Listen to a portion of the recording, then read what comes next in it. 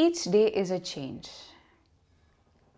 With each day passing, there is a change not only within us but also in the nature. To understand the nature's pattern is followed by Ritu. Ritu meaning seasons. The seasons change, and that's how we understand the nature changing. To understand the seasonal change, the pattern is explained by the movement of the sun.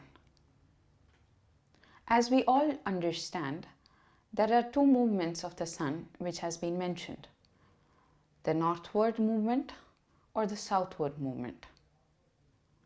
To elaborate better, it is more when the sun is predominant in the northern hemisphere or when the sun is predominant in the southern hemisphere.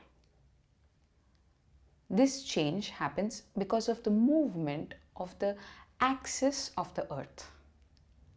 The sun is not that moves, it's the earth that moves. So to understand better, our ancestors or the rishis have mentioned about the Uttarayan or Dakshinayan, the movement of the sun from the equator till the Tropic of Cancer, or from the equator till the Tropic of Capricorn. These are the 2 points where it is marked as a change of seasons. The sun plays a major role in influencing the climatic changes or the seasonal changes in a particular hemisphere. Further on, with each and every ayana, either Uttarayan or Dakshinayan, it is further divided into 3 parts or 3 seasons. Shishir Vasant and Grishma Rutu comes in the Uttarayan, that is the northward movement of the sun. Shishir being the fag end of the winter, Vasant being the spring, Grishma being the summer season. Similarly, when the sun is said to be in its downward direction, we have is the Varsha, Sharad and Hemanta Ritu. Varsha being the monsoons, Sharad being the autumn, Hemant being the winter season, the start of the winter. In Ayurveda, it is said that each dosha is predominant in a particular season. To come to the predominance of a particular season, there is always an accumulation. So the accumulation is in the precedent season, and in the season where it is predominant, we are affected with a lot of imbalances regarding to a particular dosha. Each season lasts for about 2 months according to the yearly calculation. The Vasant starts from somewhere mid-March, lasting up to somewhere mid-May. The Grishma mid-May, lasting up to mid-July.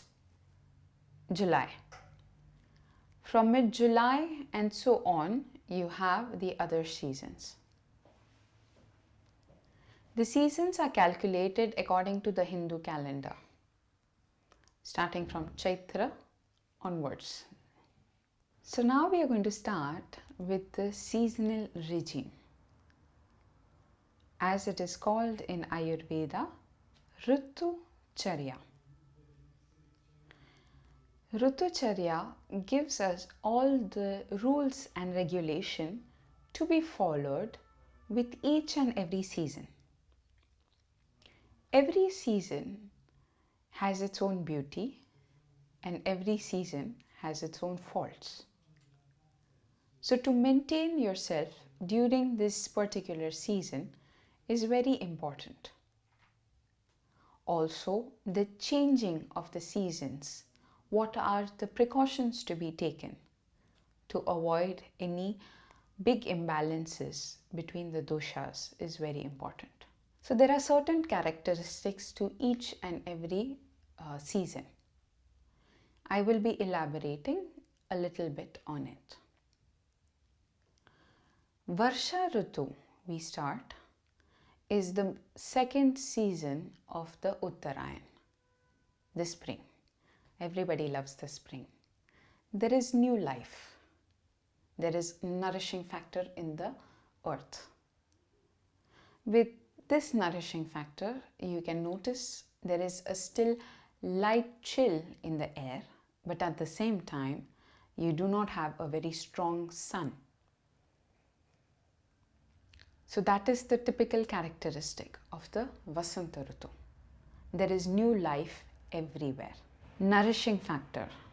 If you remember a little, Kapha dosha is responsible for all the nourishing factors. So similarly, we find a lot of Kapha predominant symptoms or classical indications. Nourishment of the earth, new life, new leaves. So that is why it is a season where Kapha is predominant. When Kapha is said to be predominant, we tend to see a lot of rise with a lot of respiratory disorders or allergic reactions.